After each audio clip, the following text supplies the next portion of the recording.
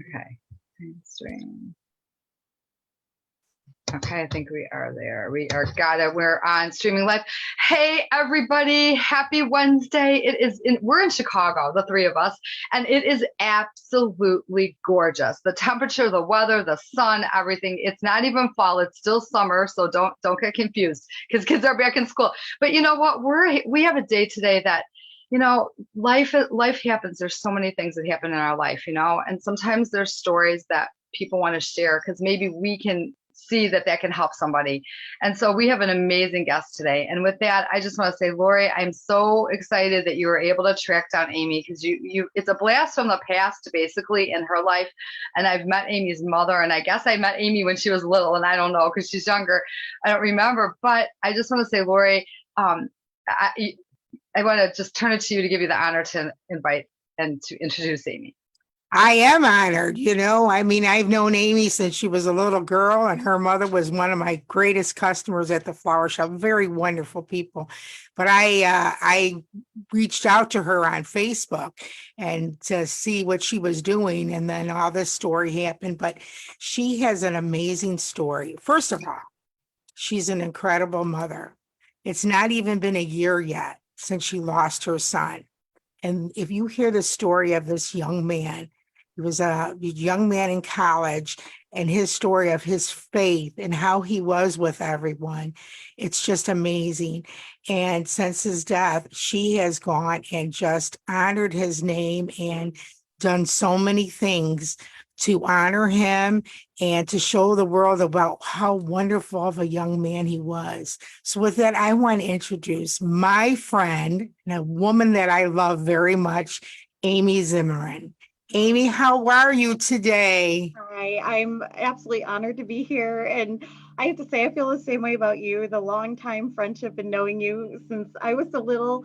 I remember sitting there eating apples on your dad's counter. And I know it's awesome how life just kind of brings you back. And to have this connection with you again, especially our faithful connection. And of course, guess what? I think the lawn is being done right now. I'm so sorry. That's Don't worry about it. I hope it's not too loud.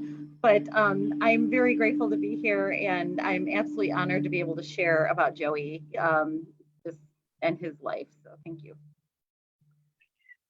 So Aymee, can you just go through and kind of tell us a little bit about, I know it's a tough story, but anything you want to share about prior to and what had happened and Well, I have to say, Joey, our family has always been extremely close. Of course, there's always family things that go on, but in the end, our unit is, we've always just been so connected. And there's an age gap between Josh and Joey of about, and Emily of about 10 and a half years. But still, we've always been very close. As a matter of fact, Joey passed away on my older son's on the 27th, which was my older son's 31st birthday. I'd like to think that's kind of a special connection. We've not had Josh's birthday yet or Joey's anniversary date, but I anticipate a lot of love. I have to say too, through everything, my biggest message I feel is we're all put on this earth to learn to love and to learn to love better. And Joey's life, I feel, was just full of love. Like Lori mentioned, he could reach everybody, from the youngest kid to the seniorist guy. Always had a demeanor with everyone, and he was very well liked. As a matter of fact, there's a young man who's a freshman at SIU this year that when Joey was a junior in high school, this young guy was a freshman, and Joe just kind of took him under his wing. I asked, his name is Tanner. I said, Tanner, how did you and Joe know each other? And he said, Joey just kind of befriended me in high school. And I thought, wow. And to hear stories from all of his friends about how he was always helping other kids study or achieve something, it's amazing to hear. Because as a mom, you just always think, oh, he's my kid, But to hear just the way he was with others, it really touches me. He was always a very hard worker. When we were driving down to Carbondale, one of his friends texted me and said, is this true? And he just said, Joey was an impeccable person. And we kind of coined my daughter gives me a hard time for this. Oops, sorry, Cinnamon. Coined "Do Your Impeccable Best." And to me, Joey always did his best. He worked. He had 21 credit hours one semester. Worked at the airport, and still managed to make honor roll dean's list. Um, he'd call me, "Mom, I'm so worried," and I'd say, "Just do your best. Stay focused." It's kind of a little joke in the family. Stay focused.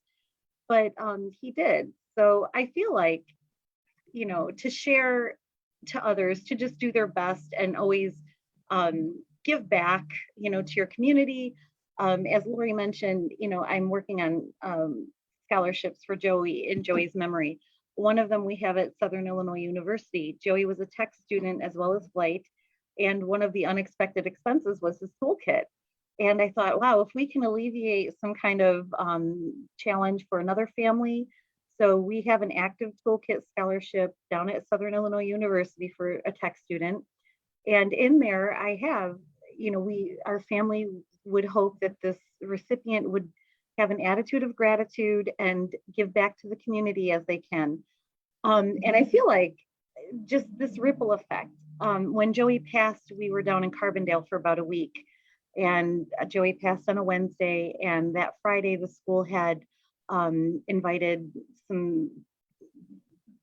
all of us to come together. And there were probably about 200 staff, students, and teachers that came. It was incredible. It was overwhelming. And I have to say too, as far as how I am, I think just all of the love, especially the prayers and the support from so many people around us, it's carried our entire family. I feel very peaceful. Joey and I had a very loving relationship. I'm grateful for the legacy he left behind. I think I think the love that we shared makes it easier to grieve more beautifully, if that makes any sense. Oh, yeah, it does, definitely. And of course, having faith. I couldn't imagine going through this without faith. Gratitude is a gift, I feel. And I think to be able to be grateful, even in trauma and tragedy, is truly the biggest catalyst for healing and for being able to do these things. I look to Joey's life with a lot of joy, and I just want to share that joy. And I want people to see that, and I mean, going through these steps, so many people like you have said, about how I can do this, how I share, and I don't know where it comes from. And I think about this, and there are moments where I'm overwhelmed and thinking, what am I even doing? How can this even be? But in the end, like I said too, I think of how people and support around us, it makes it, we feed off each other. And especially when we have, a faith base. Mm-hmm. I am very eclectic with my faith, but Jesus and God is the key to love. When you think about the big picture, and that, I think, love transcends all these religions and faiths, so love is the answer in my book, Right. But anyway, and I'm sorry, I kind of lost a little track, but Okay. I feel very blessed to be able to feel this way. I know many others in our family even suffer, and I just try to bring the love and the joy and the remembrance of his love and joy to that suffering and sadness, because in the end, we have to make it through this world. Well, I don't know if everybody read a little bit about Joey, but in case you haven't, Aymee, could you talk a little bit about his love for flying, where that came from? Absolutely. Thank you. So my dad has been a pilot forever. And I actually soloed when I was 16. I became a mom young, so I had a long navigation around. But Joey has been flying basically with my dad since before he was a twinkle in my dad's eye, to be quite honest. But when he was about 2, my dad strapped him to the breezy. I don't know if you remember the breezy. Mhm. And Joey landed. It was his second birthday. Josh was next to him, and Joe landed, and all he could say was, "Papa up, Papa fly." He was so enamored. Joey did study, work very hard. When he was 16, he soloed my dad's Aranca Champ in 1946 tail dragger plane. Very cool. And then he also flew his instructor's Cherokee. A year later, when he was 17, he took his practical test, sorry, and he received his pilot's certificate. And Wow. he also was a Ray Aviation Scholar, which was a really big blessing to us. He was able to finish his flying, his course with that. And he was, I believe, one of the first Ray Scholars to be able to give back to aviation by giving Young Eagles flights, which is for kids from 8 to 17 years old. And that's kind of where Joey kind of got his love of aviation as well, is through this program. And Joey loved flying. I will never forget. It was my birthday. I had just gotten back from a long trip, and he says, "Come on, Mom, let's go." And we hopped in the plane and we flew to Schaumburg and had lunch at Pilot Pete's. And he was always, even over COVID, took me up for a flight. I wore a mask because I just gotten back from a trip and I didn't want to maybe get him sick in case I was carrying something. He's like, "Get over it, Mom." But we did get to fly to Oshkosh over COVID during the air show week. So he technically did get to fly into EAA Oshkosh during AirVenture, which was kind of a big deal, even though it wasn't going on. But we had many adventures. Joey flew with my son Josh often to Missouri. My dad and Joey, as a matter of fact, one of the pictures that are on the preview, my dad and Joe and I flew the Champ down to Missouri, where my folks are now. And my dad hadn't flown in a long time. And so in aviation, there's something called a safety pilot. When somebody is a current pilot, but he hasn't flown in a while, somebody will fly with them. And Joe took a picture. My dad's flying, and he said, "The duo is at it again." He was so happy to fly with my dad. I don't even think my dad knows about that picture. And I think too, like I said, my dad, he's really missing Joe. So, and of course we all are. Joey's dad and Joey's second dad, uh, all of us, our family, Emily and Josh, my mom. Um, so please keep the family in your prayers, everyone. I truly believe in the power of prayer. Oh, yeah, definitely. And I also want to ask you real quick too, is I know this is a hard subject to find out. I mean, could you tell us like how Joey died and how that was for you and your family? I know you talked about going down there and all the stuff they did, but just so we know that he didn't die and he didn't die in a plane crash. No, and I'm grateful for that. Yeah. Joey really wanted a stick shift car, and he opted when he went down sophomore year to school. He took the motorcycle safety program, and of course got 100% because he did his best. But he ended up buying a motorcycle from a friend, and unfortunately, he didn't have a lot of experience on the roads. But there was a great group of friends down there, a good crew of kids. They used to go riding together, guys and girls, which I thought was really cool. And unfortunately, he just had an accident. I will never forget. Uh, it was Josh's birthday, and we were having a little group Facebook meeting to sing happy birthday to Josh, and Joey didn't hop in, which I thought was a little weird, but I figured maybe he was busy studying. I didn't know he was on a ride.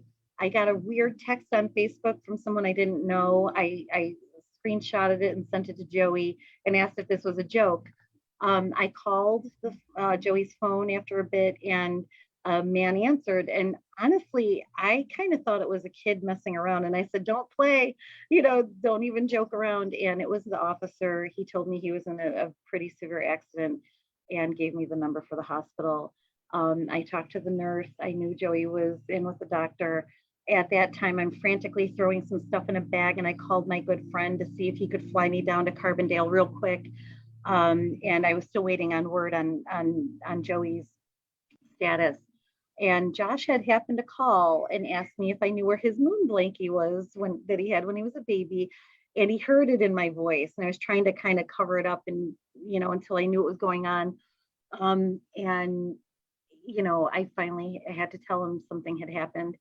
And Josh had called me just as the doctor had called with the news. And I have to say, it's strange. You're like, but it's final. There's nothing else you can do except for figure out the next steps. Of course, my heart is absolutely broken. You're in shock. You don't know what is really happening. I can't believe, like you said, that it's been almost a year. I can't believe I'm still standing with my feet on the ground. I can't believe. And again, I have to say, the only thing I can attribute is I'm so grateful for my faith. I'm grateful for the people around us that have held us up and supported us. I'm grateful for so many blessings. I can't even begin to count them all. But these are the things that keep us going. And especially, like I said, just the love of Joey, knowing how good his life was. He left a beautiful legacy. It makes it so much easier to grieve, knowing that he had an honorable life. And I also want to point out, there's many, many losses, and especially with children, a miscarriage, or a young kid that has an illness. As a matter of fact, the lady at the funeral home lost her son. I believe he was 8 years old from an illness, and a while back.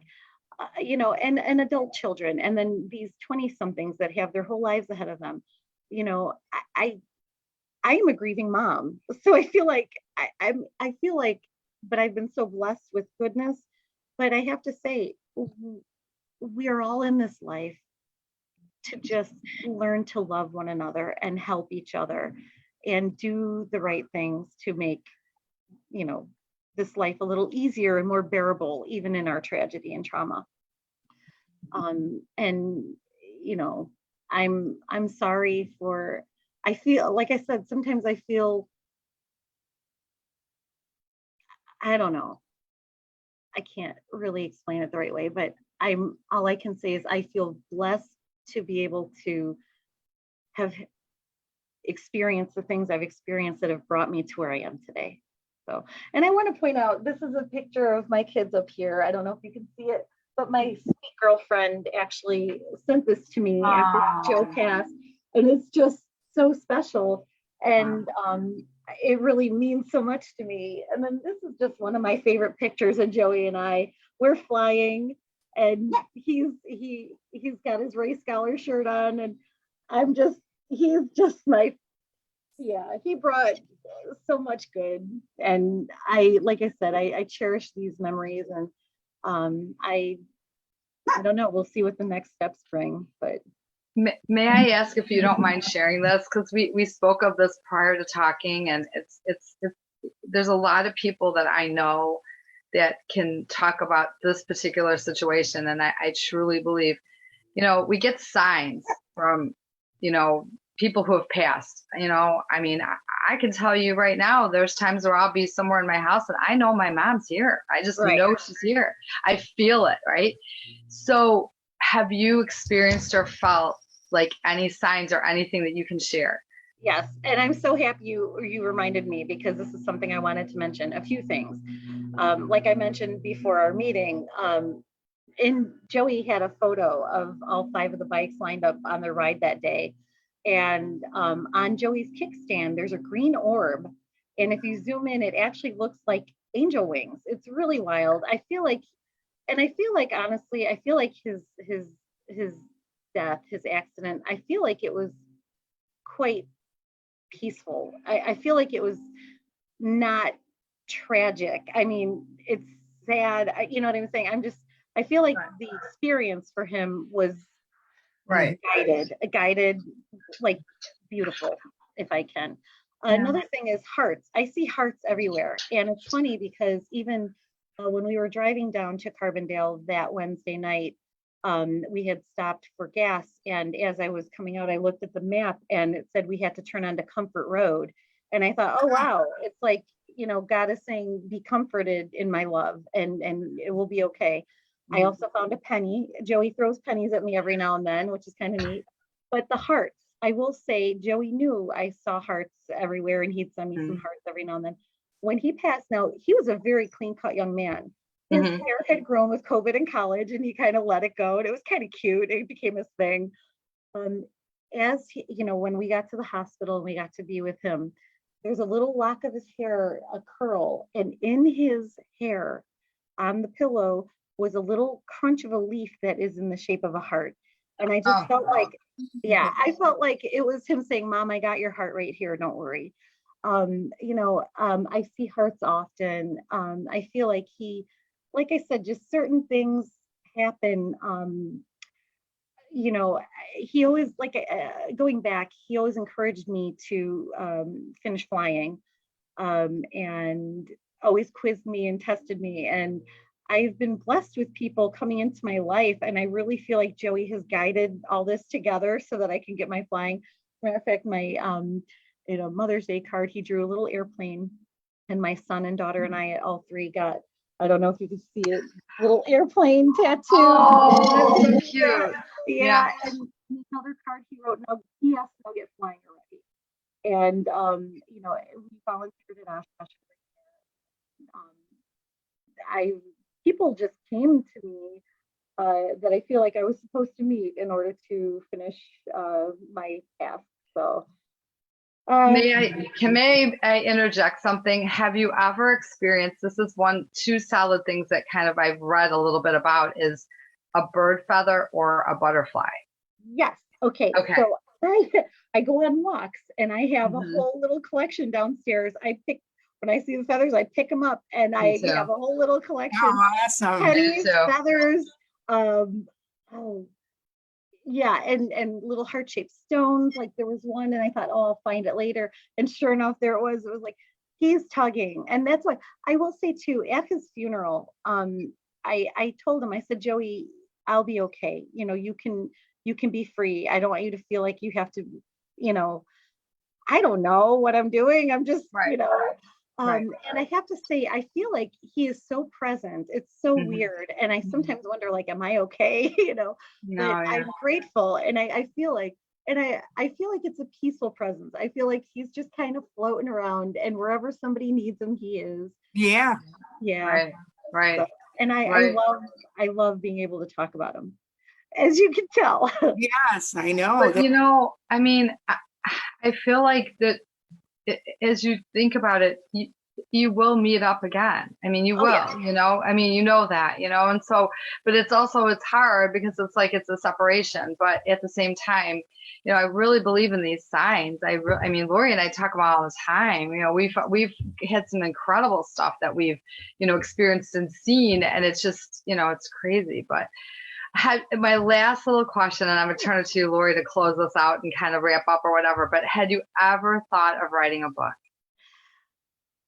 Okay, so over the years of my life, I have actually taken photos of just random cool shirts that I've come across. And I thought, and I thought, how could I make this something kind of inspirational? And, I have thought of writing a book.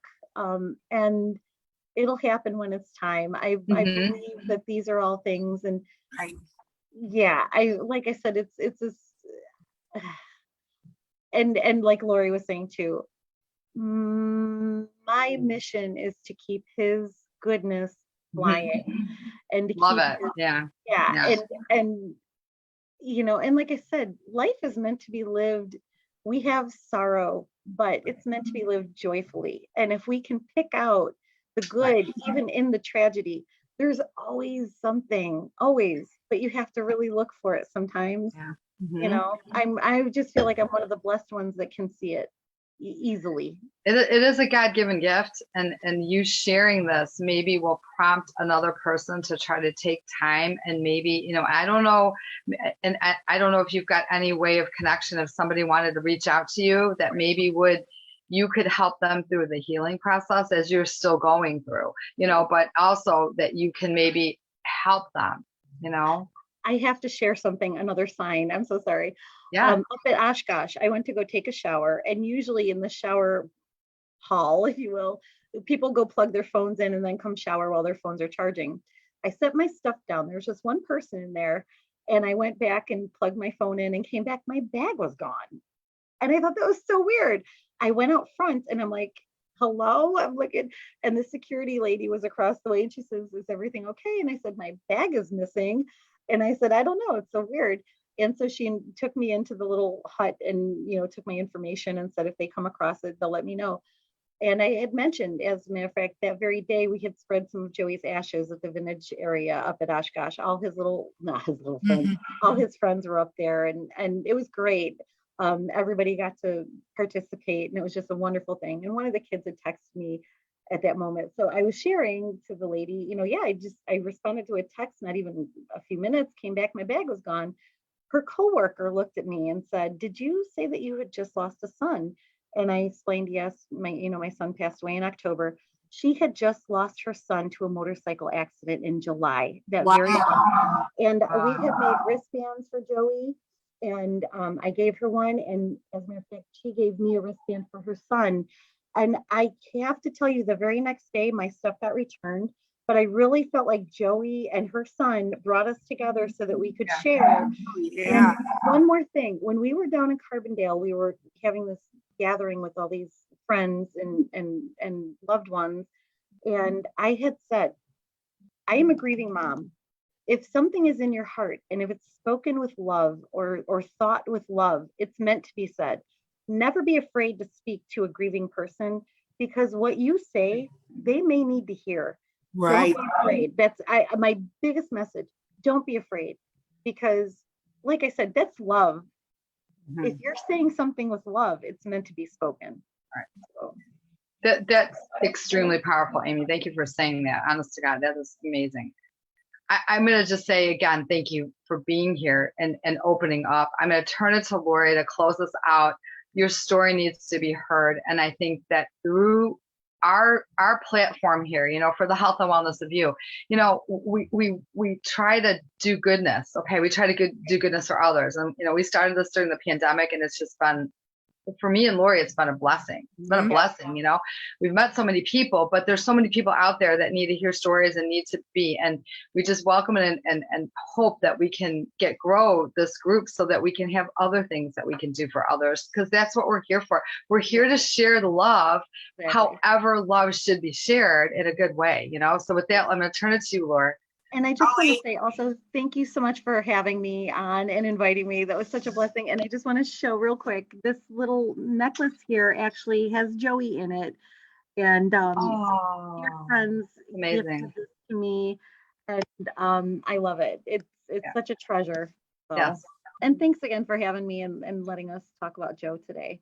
Oh, Aymee, you're wonderful. Thank you so much for being on with us. And it's just an amazing story. And if you want to hear more or read more about it, I have all the information on there. And I invited Aymee to put anything she wants to put on there on our Facebook page about anything that she's doing with honoring Joey. And I know, like, the 1-year anniversary is coming up, but we'll have all that information. And if you need to get a hold of her, you can leave us a message and I'll contact her. But with that, I just want to say thank you, Aymee. Thank you, Debbie. Yeah. And let's have a great day and enjoy the weather. Okay. Bye.